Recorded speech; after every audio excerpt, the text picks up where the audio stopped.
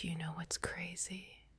A stranger can insult me and I'll laugh. But one sentence from my best friend can make my chest feel like it's caving in. I didn't cry in front of her. I waited. I waited until I got here, until I could sit next to you, until I could hear your voice in my head telling me to breathe like a normal human being and not like a panicking squirrel. Can I just talk? Don't fix it yet. Just let me pour this out, okay? Because if I keep it inside for one more minute, I'm going to either explode or text her something so dramatic that Netflix will buy the rights. You know how I told you? We planned that little coffee catch-up. Just us. No chaos. No extra people. Just a chill day. I was actually excited. Like weirdly excited. I even changed outfits 3 times, which should have been my first warning sign that the universe was cooking something.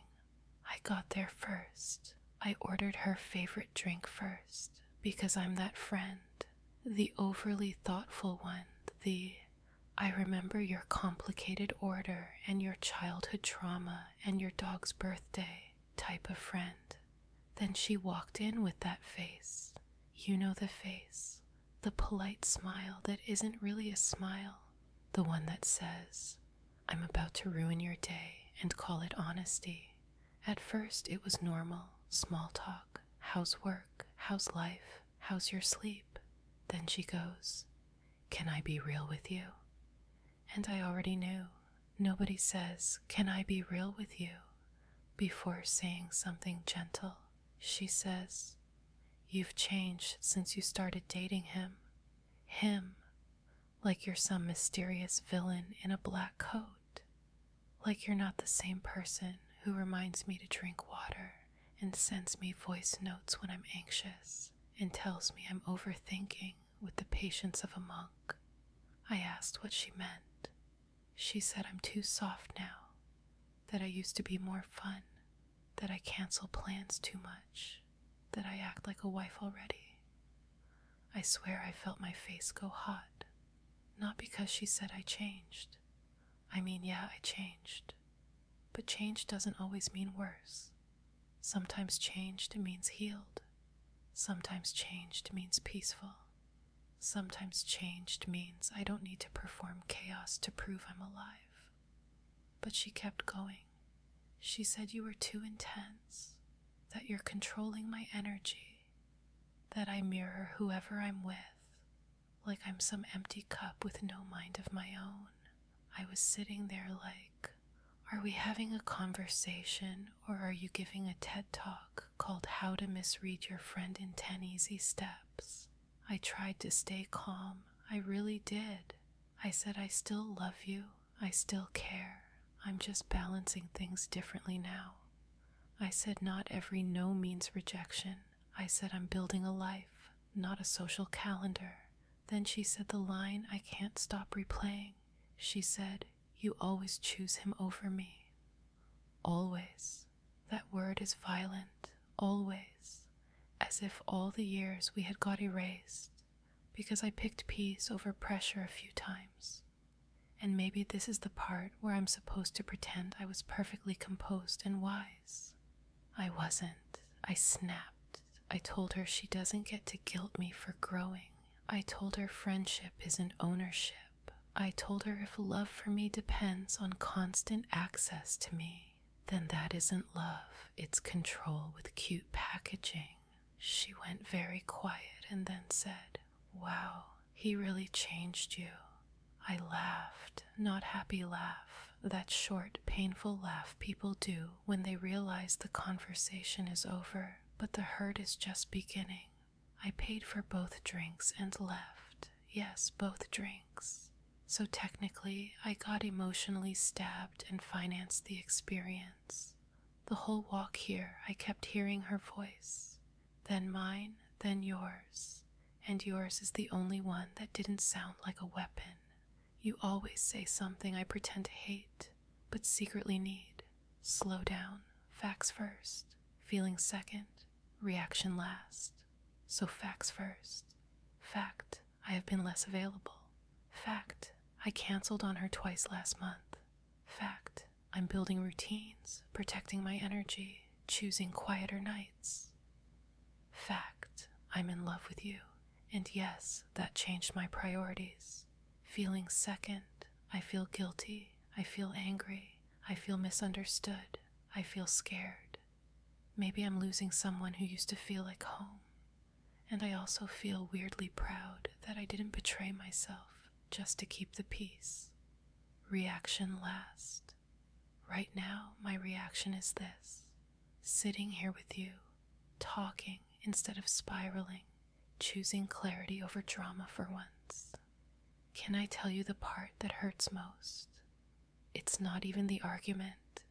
It's that I think she decided who you are without ever truly knowing you. She sees strong and thinks dangerous. She sees stable and thinks boring. She sees me calm and thinks I'm shrinking. But I'm not shrinking. I'm settling. There's a difference. With you, I don't have to be loud to be seen. I don't have to panic to be loved. I don't have to earn care by being constantly available and constantly entertaining and constantly on. You know what I was like before you. Everything felt urgent. Every message felt like an emergency. Every friendship conflict felt like a final exam on my worth. I was exhausted in calling it loyalty. Now I take pauses. Now I ask, is this mine to carry? Now I don't chase every misunderstanding like my life depends on it. That's not me becoming weak. That's me becoming sane. But still, I miss her already. Isn't that pathetic? One huge fight, and part of me still wants to send a meme and pretend this never happened. I keep thinking maybe I should text. I'm sorry for my tone, because I am. My tone was sharp, but I'm not sorry for my boundary. I'm not sorry for saying I deserve to be loved without being managed. Here's what I haven't said out loud yet. I think this fight was coming for a long time. Tiny comments, little digs, fake joke energy. I ignored it because history feels holy, and I didn't want to disrespect the years. But years aren't a free pass. People can love you and still not know how to love the version of you you're becoming. I'm trying not to villainize her. She's probably hurting too. Maybe she feels replaced. Maybe she feels abandoned. Maybe my growth touched a wound she never named. I can have compassion for her and still not accept disrespect. That sentence feels expensive, like I paid for it with tears and iced coffee. You're so quiet right now. I like that. Most people panic in silence. You turn silence into safety. Can I rest my head here for a second? Just like this. Don't say anything yet. I want to hear my own heartbeat calm down.